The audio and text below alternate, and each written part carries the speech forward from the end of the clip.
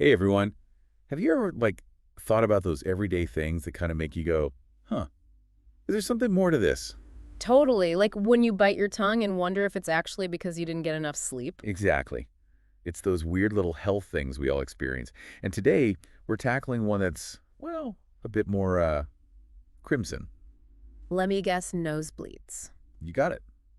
We're diving into the connection between nosebleeds and high blood pressure. Ah, a classic head scratcher. Because let's be real, most of us have had a nosebleed at some point, and high blood pressure is incredibly common. For sure. And it seems like a pretty straightforward link, right?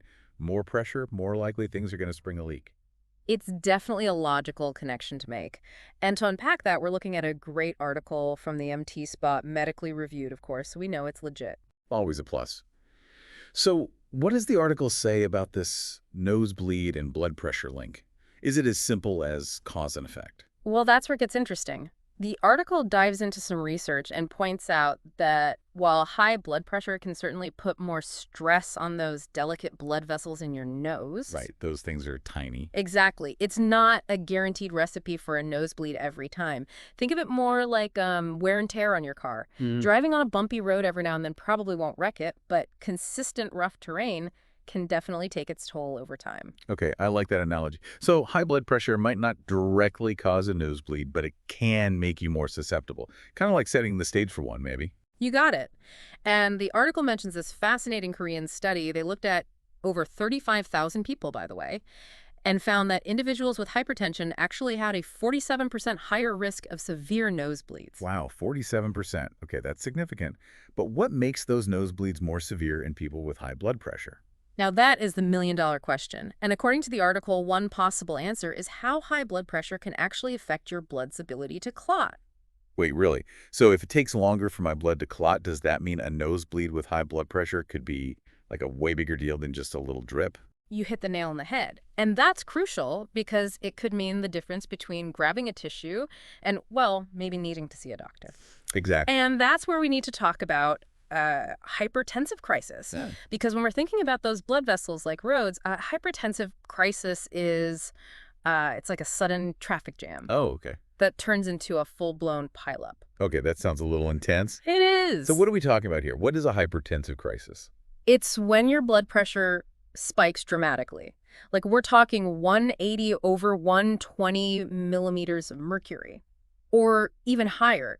This isn't just your everyday high blood pressure. This is a serious medical emergency that Right. requires immediate attention. Got it. So in this scenario, a nosebleed might be kind of an early warning sign that something is seriously wrong. It could be. Like our body's like, oh, something's Yeah. wrong. Exactly. And remember those fragile blood vessels in the nose we were talking about? Right. With a hypertensive crisis, those vessels are under immense pressure Right. and much more likely to rupture. So if someone is experiencing that kind of intense blood pressure spike, what else are they feeling besides a nosebleed? What are some other red flags? You're going to see severe headaches.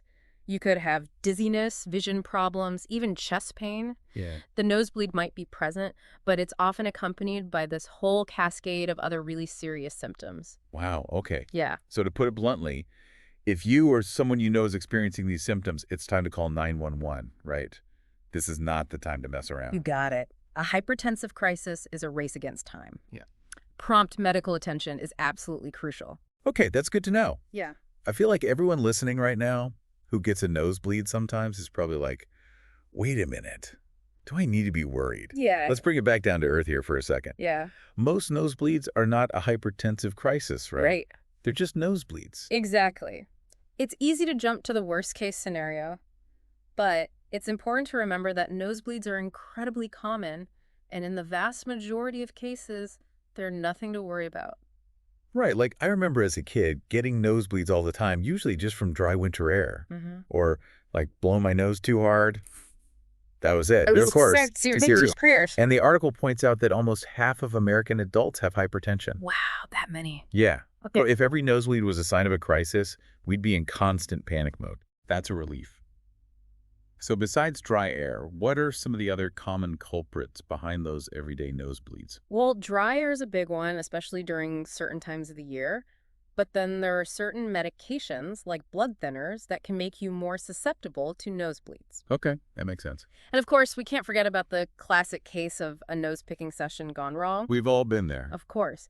But on a more serious note, the article does point out that illegal drug use, especially cocaine, can also cause nosebleeds. Okay. And in those cases, there is a more direct link to high blood pressure. Oh, wow, I didn't know that. So it's not just the pressure inside the blood vessels in that case. It's the drug itself, like, doing damage. Exactly. Cocaine is what's called a vasoconstrictor, which basically means it makes those blood vessels tighten up. That narrowing action increases blood pressure even more and makes those already delicate vessels way more likely to bleed. So it's almost like a double whammy for those blood vessels. Right. They're getting hit with higher pressure, Right. and they're already more fragile because of what the drug is doing. Exactly. That's why it's so important to be aware of all these different factors and to talk to your doctor if you're experiencing frequent or severe nosebleeds, especially if you have other underlying health conditions. Okay, so we've talked a lot about nosebleeds, from the little ones we barely notice to those more serious situations like a hypertensive crisis. Right. What's the big takeaway here for our listeners? Well, I think the most important thing is knowing when you need to be concerned and when you don't, right? Most nosebleeds are nothing to worry about. But if you are having those more severe symptoms, the headaches, dizziness, those kinds of things, then it's time to get it checked out. Trust your gut. Please. If something feels off, it's always better to err on the side of caution.